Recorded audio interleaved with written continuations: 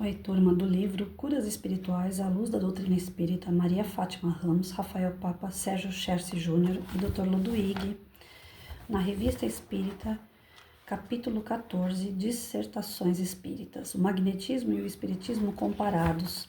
A gente vai dar continuação na parte 2. Estou dividindo o texto porque ele é grande, tá? E agora, como procede o espírito que deseja comunicar-se?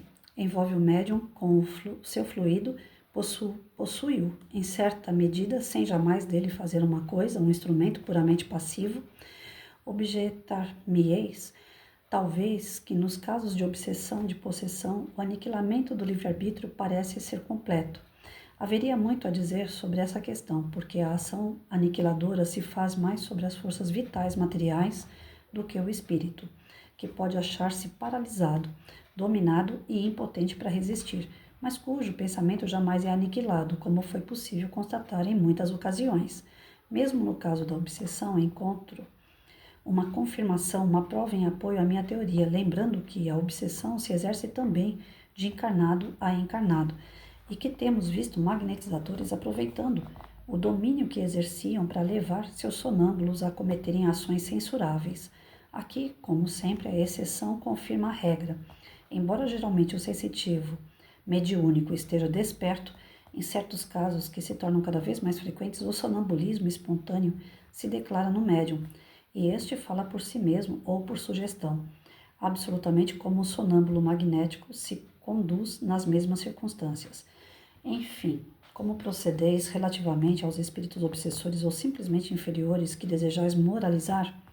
Agis sobre eles por atração fluídica. Vós o magnetizais, as mais das vezes inconscientemente, para retê-los em vosso círculo de ação, e algumas vezes conscientemente, quando estabeleceis em torno deles uma toalha fluídica que eles não podem penetrar sem vossa permissão, e agis sobre eles pela força moral, que não é outra coisa senão uma ação magnética quintessenciada. Como vos foi dito muitas vezes, não há lacunas na obra da natureza, nem saltos bruscos, mas transições insensíveis que fazem com que passemos, pouco a pouco, de um para o outro estado, sem nos apercebermos da mudança, a não ser pela consciência de sua situação melhor. O magnetismo é, pois, um grau inferior do espiritismo, e que insensivelmente se confunde com esse último por uma série de variedades pouco diferentes uma da outra, como o animal é um estado superior da planta. Num caso como no outro, são 2 degraus da escada infinita que liga todas as criações, desde o ínfimo átomo até Deus Criador. Acima de vós está a luz ofuscante que vossos fracos olhos ainda não podem suportar. Abaixo estão as trevas profundas que os vossos mais poderosos instrumentos de óptica ainda não podem iluminar. Ontem nada sabieis. Hoje vedes o abismo profundo no qual se perde a vossa origem. Pressentis o objetivo infinitamente perfeito para o qual tende todas as vossas aspirações. A quem deveis todos esses conhecimentos? Ao magnetismo, ao espiritismo, a todas as revelações que decorrem de uma lei de relação universal entre todos os seres e seu Criador. Há uma ciência surgida ontem por vossa concepção, mas cuja existência se perde na noite nos tempos, porque é uma das bases fundamentais da criação. De tudo isso concluo que o magnetismo, desenvolvido pelo espiritismo, é a chave mestra da saúde moral e material da humanidade futura. Bom, tá difícil o texto para compreender, mas o que eu percebo aqui é assim, mesmo, no caso do magnetismo, quando o médium magnetizador vai utilizar o fluido da espiritualidade superior para trabalhar o assistido, ele não perde a sua consciência. Então ele consegue sentir esses fluidos que vêm do campo espiritual, atravessa por ele, junto com os seus fluidos, e atende o assistido. O curador, ele vai sentir também esses fluidos vindo do campo espiritual, porém, independente dele ser magnetizador nesse momento ou não, os fluidos vão através dele chegar até o assistido. Então, em momento nenhum se perde a consciência desse trabalho com fluidos. Agora ele faz aqui um salve, né, do tipo assim, quando a pessoa é obsediada, quando ela é subjugada, ela pode estar perdendo um pouco da sua consciência, sim, porque é influência de espírito sobre o espírito encarnado. Então ele pode ficar, alguns dizem, né, amarrado, não é bem a palavra correta a dizer, mas como ele está subjugado, ele está preso à vontade do outro espírito.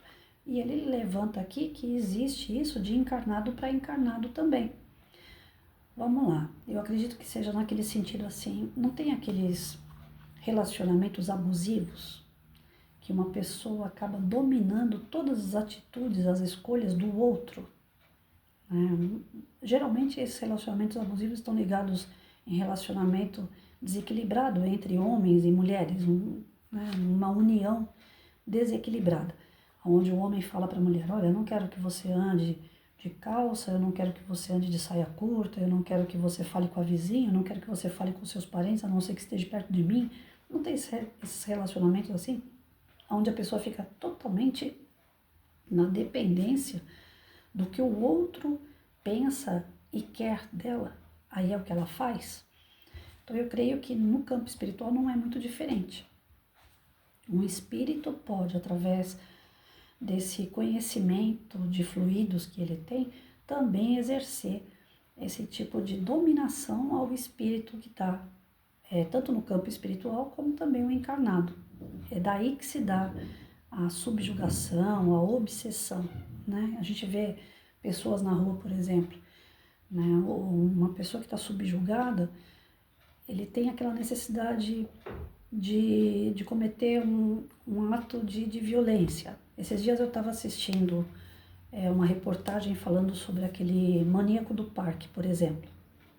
Não é tirando dele da reta, porque afinal de contas as escolhas, tudo o que ele fez passou pelo crivo dele, né, da razão. E ele cometeu crimes horríveis. Então não estou aqui para dizer que um cara daquele tem que ser absolvido, não. Mas que tem ali uma obsessão em cima dele, isso é fato. Que ele mesmo relata isso durante a entrevista que eu assisti, ele falando assim, eu perco completamente a noção na hora do ataque. Eu não sei exatamente aquilo que eu estou fazendo, me dá uma vontade enorme de fazer algo e eu acabo fazendo. Ou seja, ele dá a brecha para que o obsessor ataque através dele. Pelo que eu não sou especialista, Deus me livre de fazer aqui um raio-x da pessoa para dizer se ele está certo, se está errado, não é isso. Mas eu acredito que seja um exemplo a ser dado, né? Do tipo, quando ele ataca, ele perde aquela noção racional dele. Ou seja, ele está tão subjugado, ele está com tantos obsessores em cima dele que chega a ser até que involuntário do espírito dele aqueles ataques. Depois ele toma consciência novamente, ou seja, são espíritos que querem ver ele em maus lençóis, né? Ele culpado, ele pagando por um crime que ele deixou acontecer. Ele teve o livre-arbítrio de deixar ou não, mas chegou um dado momento que ele passa a ser a marionete de espíritos obsessores, fazendo coisas que até ele mesmo não acredita ter feito. Que ele diz que ele perde a noção. Então, se de fato isso for verdade, que ele perde a noção, então ele está ali em subjugamento de espíritos obsessores, que já estão dominando o espírito dele, controlando o corpo dele. Não é que um espírito entra no corpo da gente. Algumas pessoas usam esse tipo de termo, mas está errado. Nenhum espírito vai ocupar o mesmo corpo.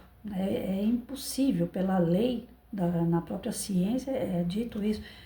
Dois corpos não ocupam o mesmo espaço, dois espíritos não podem ocupar o mesmo corpo. Então não tem como. Né? Ele entrou no corpo da pessoa? Não. Mas ele subjugou o espírito que estava ali, encarnado. Isso pode acontecer, o subjugamento, a obsessão de desencarnado para o espírito encarnado, desencarnado para desencarnado, de encarnado para encarnado e de encarnado para o desencarnado também. Essas obsessões são ligamentos fluídicos negativos pesados que enrijecem o outro, mas tudo está também dentro da permissão do outro. Se o outro permitiu, acaba acontecendo. Então, a gente só tem uma forma de evitar as obsessões, os subjugamentos, através de prece, através de uma boa conduta, através de pensamentos com vibrações positivas, se ligando sempre a espíritos mais elevados. Não que os mais elevados não vão nos proteger, mas se a gente não está fazendo por onde ser protegido, como que eles podem atuar? Como que eles podem passar por cima do nosso livre-arbítrio? Eles não vão fazer isso. Então, eles colocam para a gente que existe um trabalho fluídico muito grande quando a gente fala de magnetização, que é possível, então, através dessa magnetização, eu cancelar provisoriamente, eu não sei se esse é o termo correto que eu posso usar, a livre escolha do outro. Eu magnetizo ele de tal forma que ele fica alheio a tudo aquilo que ele está fazendo, né? Isso acontece na parte de obsessão, possessão, subjugamento. Agora, quando não é dessa forma, o espírito encarnado ou desencarnado, ele sente a influência do outro, porém ele tem ainda a sua livre escolha, o seu livre-arbítrio, garantido, onde ele pode aceitar aquele magnetismo ou não. Então, quando a gente está encarnado, que a gente tem bons fluidos, que a gente tem a intenção de ajudar alguém através da magnetização, através do médium, através do seu trabalho magnetizador ou curador, ele tem ciência de todos os fluidos que ele vai receber. Então, ele não vai ser anulado. O espírito que está ali do médium não vai ser jogado de lado para que o amigo espiritual entre no corpo, né? Porque a gente tem muito disso ainda, de ouvir pessoas falando assim, olha, aquele médium incorpora. Dá a entender que o espírito incorporou o corpo do médium e o espírito do médium ficou de ladinho, né? Saiu. Não, isso não acontece. O espírito do médium está aqui, está encarnado. Se ele sair e for embora, desencarna o médium, né? Então, não, ele está aqui. Ele tem consciência de tudo que o plano maior está dizendo, está falando, está emanando, passa por ele e ele manda para o assistido.